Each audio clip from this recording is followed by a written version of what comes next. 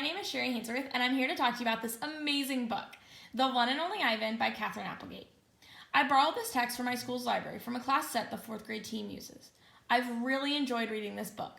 While I've had it in my possession, I had a few of my avid readers begging to read it too, and I'm excited for them to read it and enjoy the text as much as I did. The One and Only Ivan is about a gorilla named Ivan living in a mall. He spends his time watching TV and thinking about art. He enjoys his two friends, Stella, an elderly elephant, and Bob, a stray dog. Ivan is content living in the mall and doesn't think much about his life outside of those walls. That is until he meets the new arrival, Ruby, a young elephant purchased from a failed circus to bring in more customers to the financially struggling mall. Ivan sets out to make sure that Ruby has a better place. The first-person narrative ties the reader to Ivan immediately. Ivan's point of view has a seriousness but also a humorous twist which catches the attention of readers. I would highly recommend this book to upper elementary students, although this book can be enjoyed by older ages as well.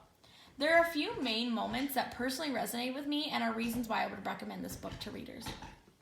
My family tree spreads wide as well. I'm a great ape and you are a great ape. So are chimpanzees and orangutans and bonobos. All of us distant and distrustful cousins. I know this is troubling. I too find it hard to believe there is a connection across space and time linking me to a race of ill-mannered clowns, chimps. There is no excuse for them. I find this quote humorous with meaningful content. Ivan states that we are all part of the same family, yet so distant and distrustful of one another. He jokes that he understands why, because he finds it troubling to be related to chimps. This quote is powerful in the sense that as a society, we are all connected, yet we have become so distrustful of one another and distant.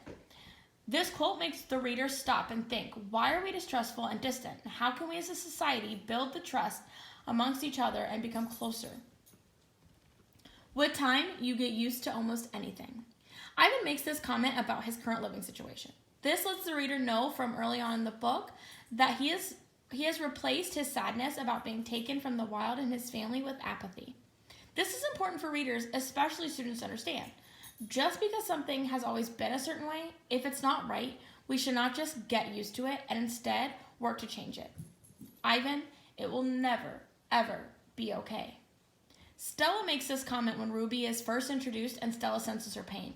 This quote resonated with me because it highlights Stella wanting there to be a change and for Ivan to stop seeing the mall as a content place to live. Bad humans killed my family and bad humans sent me here. But that day, in the hole, it was humans who saved me. Those humans were good. Ruby is telling Ivan of the time she was stuck and a humans rescued her. This is an important quote because while there is bad in the world, that does not mean everything is bad and all people are bad. We need to keep looking for the good in people and the world. Before Mac, before Bob, even before Ruby, I know that Stella is gone. I know it the way you know that summer is over and winter is on its way. I just know.